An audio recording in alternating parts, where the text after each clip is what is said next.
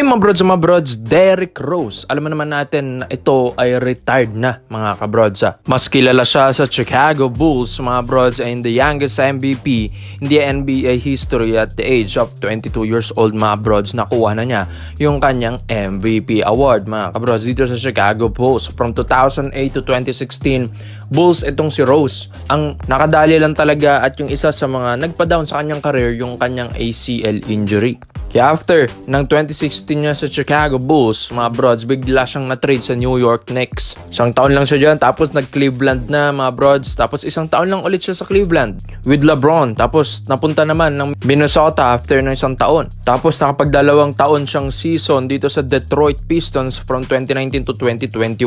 Sabay balik ng New York Knicks ang 2021 to 2023. Tapos ito na, huling season na niya ito mga brods sa Memphis Grizzlies with Ja Morant taong 2023 to 2024 NBA season mga kabrods. This video is brought to you by 1xBet. So matagal ko nang ginagamit ito mga brods at kumikita na rin ako dito kaya i-share ko ito sa inyo kung saan ito pang 1xBet ay isang betting platform. Pwede kang tumaya dito ng mga paborito mong kuponan, mapa PBA, NBA at kahit anong sports mga brods.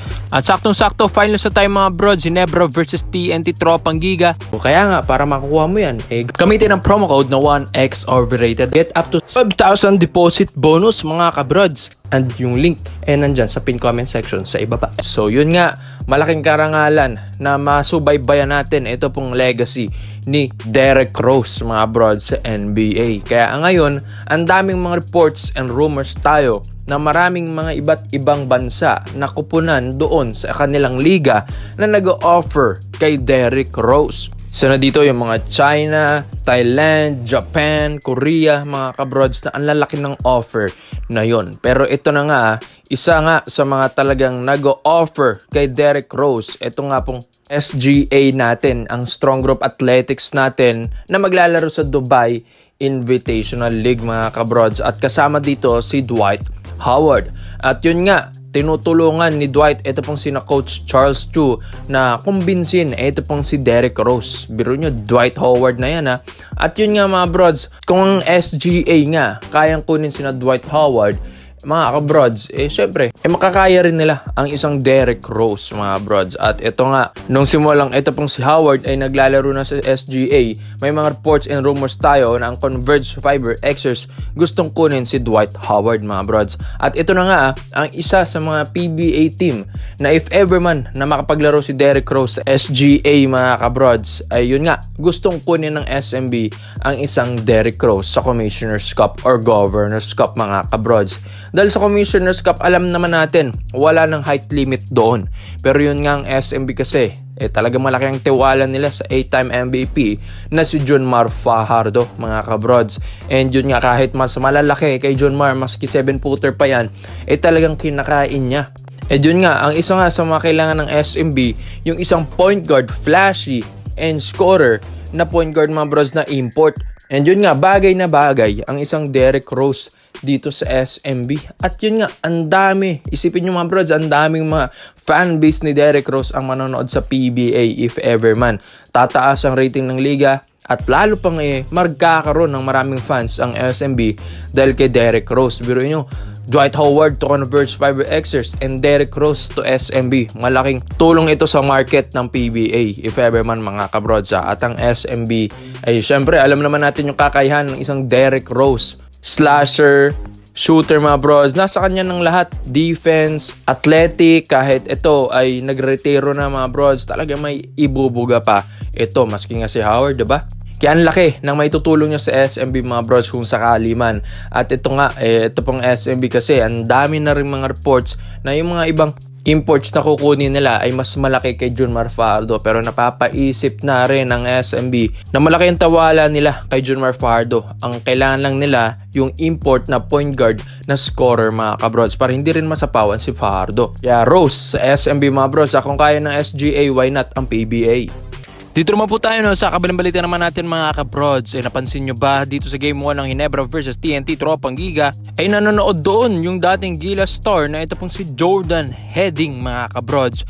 Well, ito pong si Jordan Heading nakita ng mga fans and maski na rin yung mga ibang mga reporters na nakita ito pong si Jordan Heading kung saan ito pong Game 1 ng Ginebra versus TNT yung action doon gustong mapanood pala nito po ni Jordan Heading mga kabrods. Well, ito pong si Jordan Heading ay dating Japan B-League player dati dito sa Nagasaki Velcha, tapos pinakahuling pinaglaruan na niya at ang present niya ngayon mga brods dito po sa West Adelaide Bearcats sa Australia mga kabrods.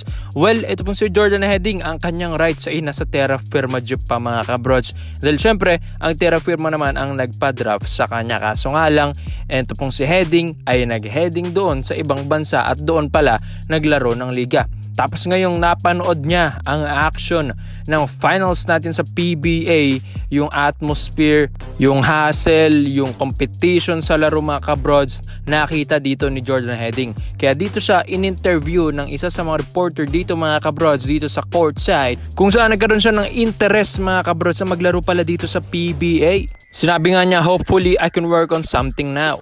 Yeah, it's a great league. I love to play here and let's see what happens. Mga kabrods, yan ang sinabi ni Jordan Heading.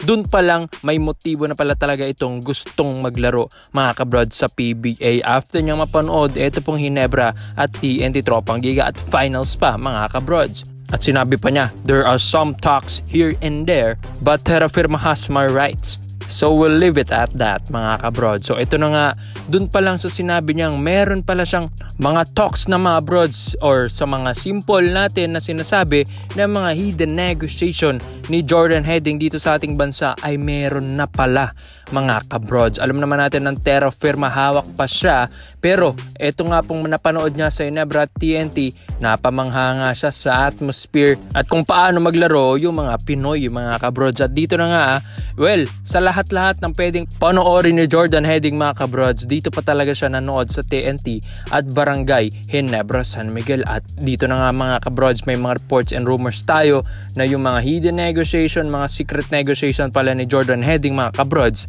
ay dito rin sa side ng SMC management mga brods. At hindi lang yan, meron din sa TNT or MVP group mga kabrods. Well, alam naman natin na hindi basta-basta ito manonood ng ganyan-ganyan lang si Jordan Heading, na biro niyan from Australia tapos bigla siyang mapupunta sa Pinas tapos nanonood pa ng PBA. Well, sa Ginebra at TNT pa, medyo merong something fishy talaga mga kabrods, diba? Medyo tricky ito pong nangyayari dito kay Jordan Heading. At kung magkaroon man talaga siya ng negotiation sa Ginebra dahil napanood pa na talaga mga kabrods, at syempre hinahangaan din niya si Coach Tim Cone for leading our Gilas team dito sa Gilas Pilipinas, diba mga kabrods? Well, isa siguro ito sa mga tinitignan na kupunan na pwedeng puntahan na ito po ni Jordan Heading mga brods. Skillset pa lang nito, swak na at panalo na yung kupunan na pupuntahan nito mga kabrods. Isa sa mga sniper at sharpshooter dati ng Gilas Pilipinas, ito pong si Jordan Heading.